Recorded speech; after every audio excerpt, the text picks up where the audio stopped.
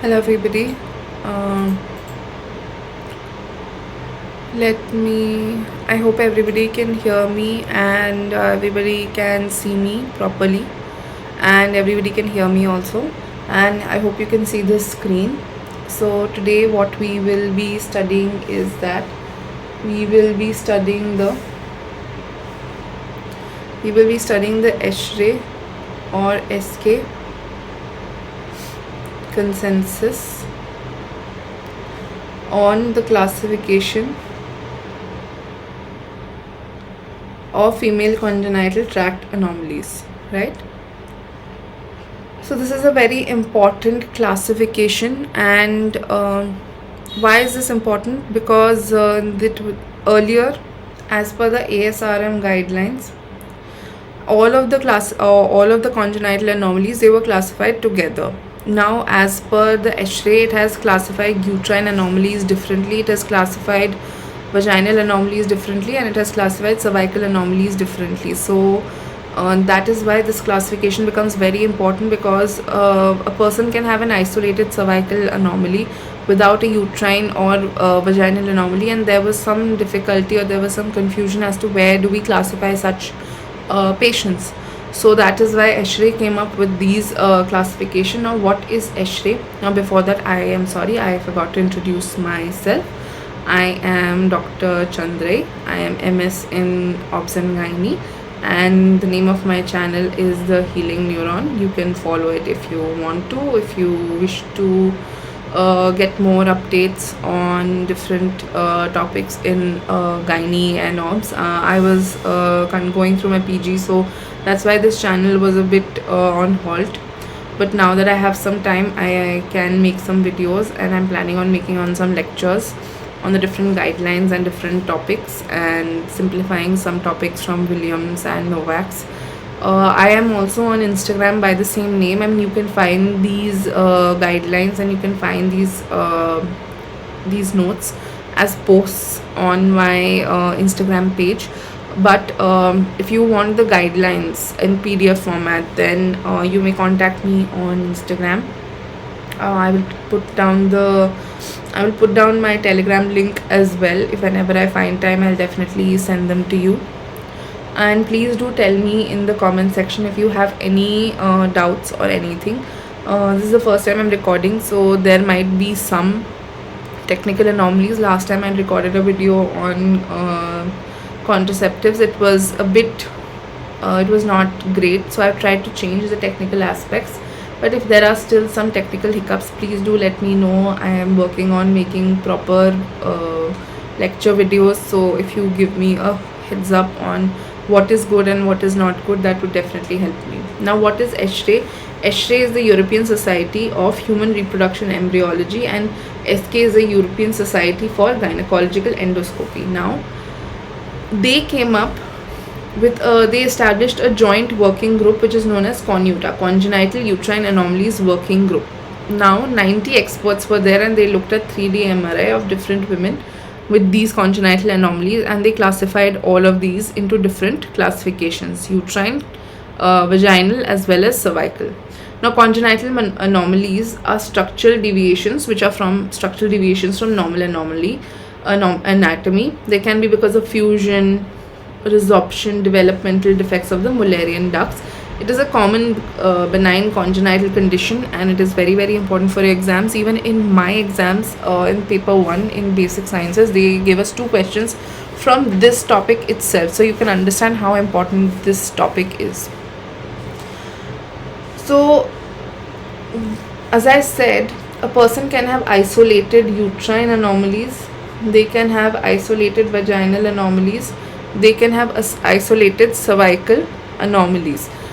Now, as per the previous classification, that did not exactly take this into account, that if a person has only vaginal anomalies and does not have any uterine or cervical anomalies, then where do we classify them was the main confusion. So this confusion is removed by ESHRE, and that is why this guideline exists.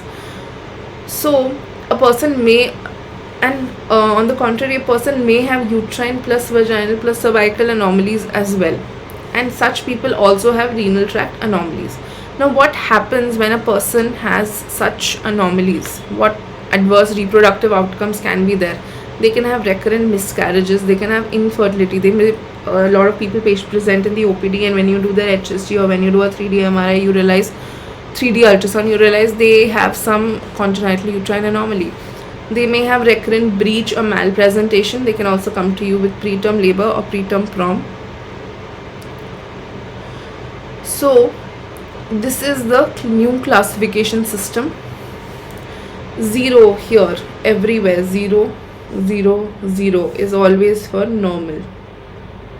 You have to define the normal first to know what an abnormal is. So 0 is always abnormal, 0 is for always normal. Class 1 is dysmorphic uterus, where there is something dysmorphic, there's something wrong in the cavity of the uterus. Class 2 is septate uterus, septate, which is a resorption defect. Class 3 is diffused uterus, which is a fusion defect. So diffuse, which is also known as bicorporeal uterus. This is unilaterally formed uterus, which can have a rudimentary horn or cavity, horn with cavity, which is either communicating or not communicating, or B is rudimentary horn without cavity. 5 is aplastic or dysplastic uterus. Now this can have a horn or rudimentary horn with cavity or without cavity. And 6 is unclassified. We'll come on to cervix and vagina later. This is the same, these are the diagrams which will come in again later on. You can see this is 0, which is a normal uterus. 1 is a dysmorphic uterus. You can see the cavity. There is dysmorphic. Then septate uterus, where there is a septa, internal indentation. Bicorporeal uterus, external indentation is affected. Hemi-uterus, single uterus with or without rudimentary cavity. If the rudimentary cavity is present, can be communicating or non-communicating. And then we have aplastic uterus with rudimentary cavity or without rudimentary cavity. Here we have, I have told you most of what the uterine anomalies are. Now we will go on to every single one of them. This is the same, the classification. You can take the notes from me if you want to. You can contact me on Instagram for the same. Now we have to know what a normal uterus is to define what an abnormal uterus is. Now what is a normal uterus? Now there's something known as the interosteal line. This is, so the interosteal line is mildly curved or straight, and the internal fundal indentation. This is the internal fundal indentation. It must not exceed above 50% of the uterine wall thickness. That is a normal uterus. Interosteal line, straight or mildly curved internal, but the internal fundal indentation must not exceed 50% of the uterine wall thickness. So these are the criteria. Fundal indentation must be less than 50% of the uterine wall thickness. Uterine contour should be straight or mildly curved interosteal line. External contour should be normal, smooth outer fundal surface. Okay. Now why did we include this? This inclusion was there to allow separate identification of women with normal uterine morphology. Women with normal uterine morphology, they should have a separate identification. This enables independent classification of cervical and vaginal malformation. If a woman has only isolated cervical or vaginal malformations without assuming uterine anomalies, it helps in independent classification.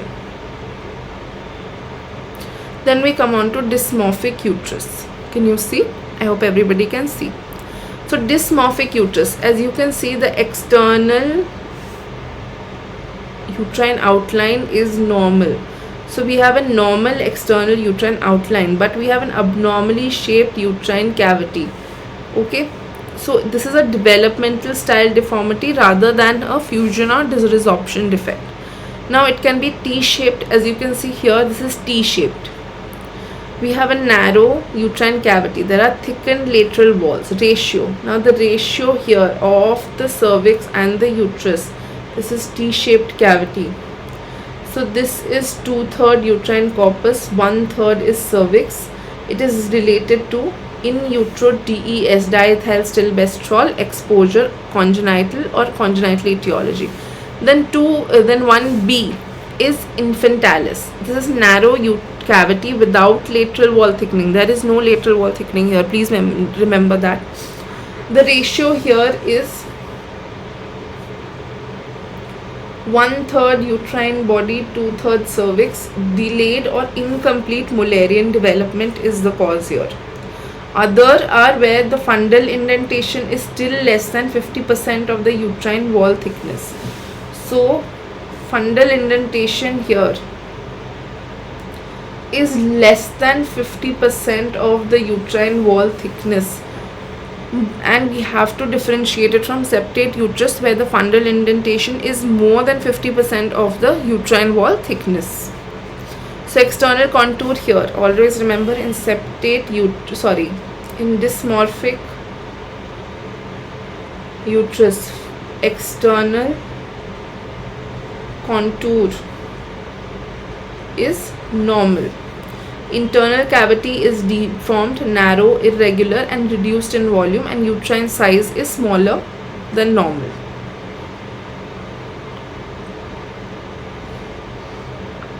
I hope everybody can understand that.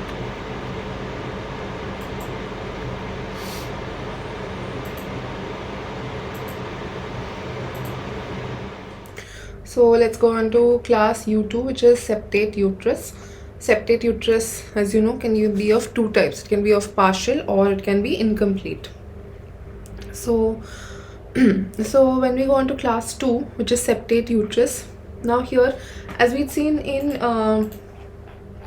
dysmorphic uterus, the external contour was normal, but here the thing is that there is also external normal contour, but the internal fundal indentation is more than 50%. It is more than 50% of the uterine wall thickness. Now this indentation is a fibrous or fibromuscular septum, as the name suggests. It is a septate uterus. Now this septate uterus may partially or completely divide. Now where is the mark for where we decide whether it's partial or is it complete? So for partial and complete, it is basically that septum divides the uterine cavity partially above the level of the internal cervical os, and in complete septate uterus, the septum extends to the internal cervical os where it divides the cavity into It can be associated with cervical or vaginal septum. Now the septum that is there, as you can see, it is extending to more than 50% of the uterine wall thickness, right? So whenever the internal fundentation is more than 50% of the uterine wall thickness, it is a septate uterus. There is failure of resorption of the central septum after normal duct fusion, and the external uterine contour, it can be normal or slightly convex. There is no fundal cleft, and the internal indentation is more than 50%. The fundal myometrium is contact and intact, and the cervix and vagina may be included in some cases. So class U3. Now U3 is bicorporeal uterus. Bicorporeal has, whenever you hear the word bicorporeal, the next thing that should come to your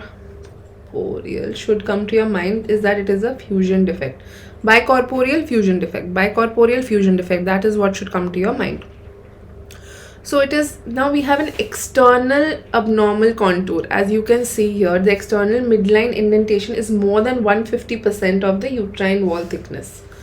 So which can again be partial, complete. Now there's something known as a bicorporeal septate where the internal indentation is more than 150%. Okay, so I'll come to that later. So bicorporeal uterus are fusion defects. Abnormal external fundal contour with external midline indentation more than 50% of the uterine wall thickness. This external cleft may be partly or completely divide the uterine corpus and may involve the cervix or the vagina. It is associated with, it may be associated with internal midline indentation dividing the endometrial cavity, which is similar to septate uterus. So bicorporeal and septate uterus may also coexist. So it is fusion defect, external contour, the fundal indentation more than 50% of the uterine wall thickness, internal cavity. Two endometrial cavities are divided by muscular septum. Fundal myometrium is separated in the two horns. This is different from septate uterus, and cervix and vagina may or may not be duplicated. So again, Partial is above the level of the cervix. Complete is divides the corpus up to the level of cervix, may have double cervix or vaginal septum. Now bicorporeal septate is fusion plus resorption defect, where external indentation is also more than 150% of uterine wall thickness. Partial correction is possible by hysteroscopic resection.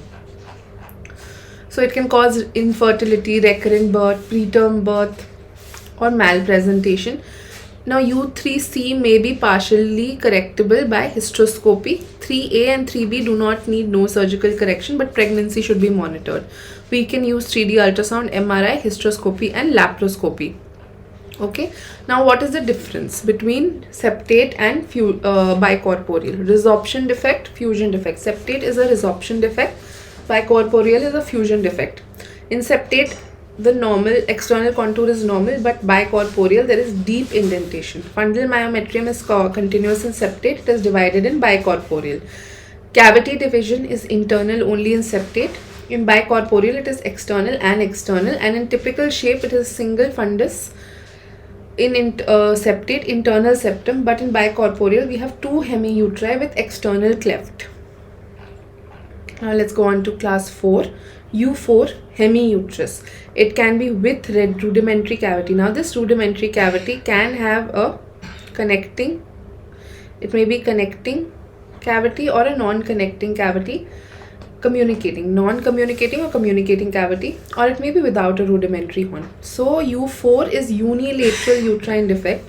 It is a formation defect. So hemiuterus is a formation defect in which one Mullerian duct normally develops, but the contralateral duct is absent or incompletely formed. Now these are separately classified from aplastic uterus because we do have one functional hemicavity is present as opposed to an aplastic uterus. So what is happening here? The defect is it is a formation defect. Cavity is one functional uterine cavity. Contralateral side is incompletely formed or absent. It can be banana shaped or sickle shaped, as you can see in the diagram here, and it can also associate with renal agenesis, ipsilateral side.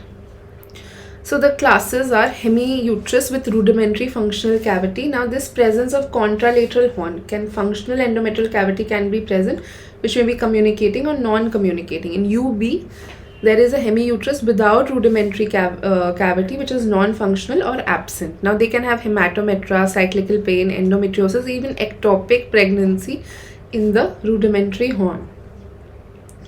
Laparoscopic excision is recommended if the horn communicates. Non-functional, it is asymptomatic, may not require surgical treatment. Then we come on to U5, which is aplastic. Now aplastic includes all the cases of uterine aplasia where there is absence of fully or unilaterally developed uterine cavity. It is also a formation defect, but due to the failure of Mullerian duct development, it may present with rudimentary horns, either with or without functional cavity. Now the embryological defect is complete or near complete failure of Mullerian duct formation. Uterine cavity is absent or rudimentary. Rudimentary horns may be present, unilateral or bilateral. External morphology is that there are small uterine remnants or complete aplasia. So associate anomalies, we can have vaginal aplasia or Mayer-Rokitansky-Kuster-Hauser syndrome. Now this is a question that came in my exam, and it is very, very important. You should have a short note or something on this ready, because this usually does come as a short note, or in my case actually we had two questions. One was a long question, one was a short question. This long question was also on this and the short question was also on this. So the long question was a clinical question on primary amenorrhea, and the short question they directly asked it. So this is very, very important. This whole topic is very important of Mullerian anomalies. You cannot miss this before the exam. So U5A, aplastic uterus with rudimentary functional cavity.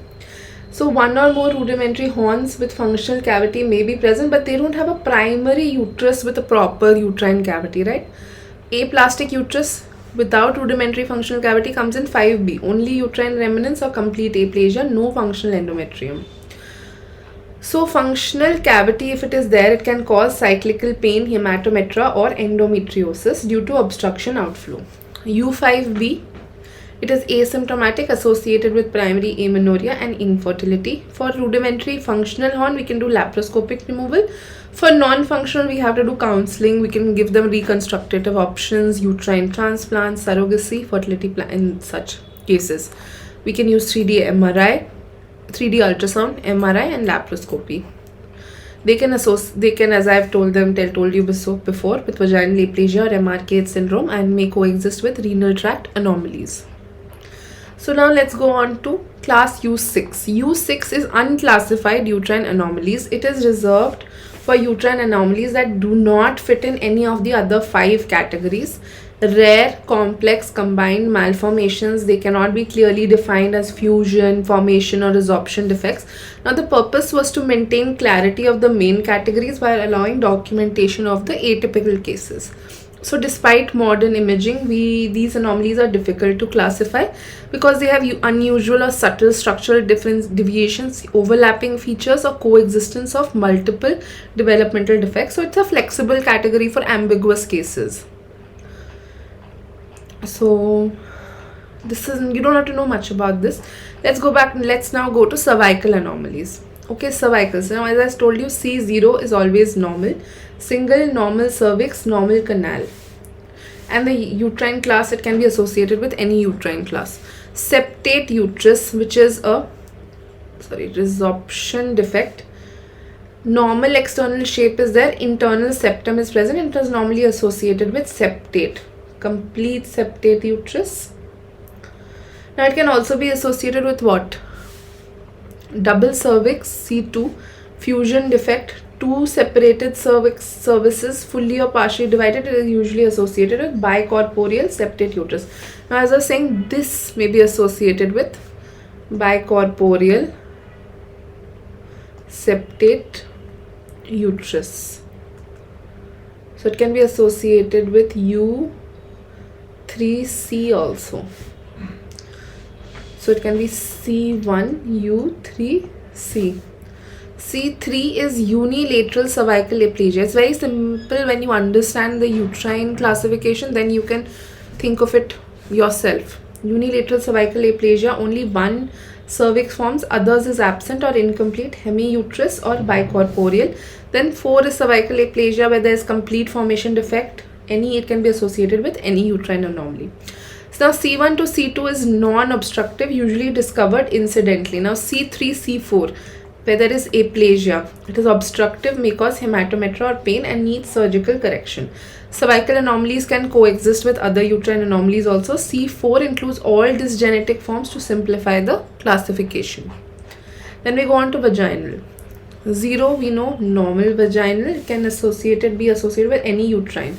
Now V1, we know that the initial classification is non-obstructing, and when we go down, the classification becomes obstructing. So longitudinal non-obstructing vaginal septum. Okay, fusion or absorption defect vaginal septum that does not block menstrual flow. It is seen in septate or double cervix.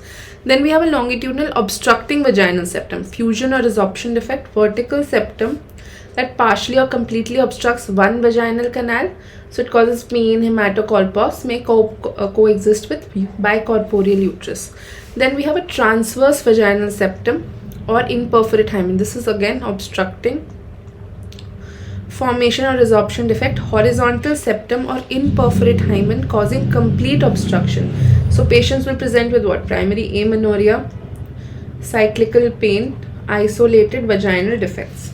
Last is vaginal aplasia, formation defect, completely or partial absence, common in MRKH, associated with U5. Again, V1, V2 differ by what they cause obstruction or not. V3, transverse, same presentation. V4 is complete partial aplasia, may coexist with uterine aplasia. So simplicity is V3, which is a transverse vaginal septum, combines several variants to keep the categories concise. So this is all. Thank you. This is all on the ESHRE guidelines. I will come back to you with the ASRM guidelines and also embryology in one of the next classes. If you have any doubts, you can reach out to me on Instagram. This is my Instagram handle, The Healing Neuron. You can reach out to me here. And if you want PDF of this, or if you want the notes, they're also on my posts on my Instagram handle. So here you can reach out to me, and thank you very much for this, for your patience. I hope this lecture was helpful for you. If you have any constructive criticism, or if you have any other, if you feel like there are ways I can make these lectures better, please do let me know in the comments. Please excuse the mess in the background. It's very difficult to work and to take lectures and then to clean the house as well, so do not mind that. But thank you so much, and I'll see you in the next class.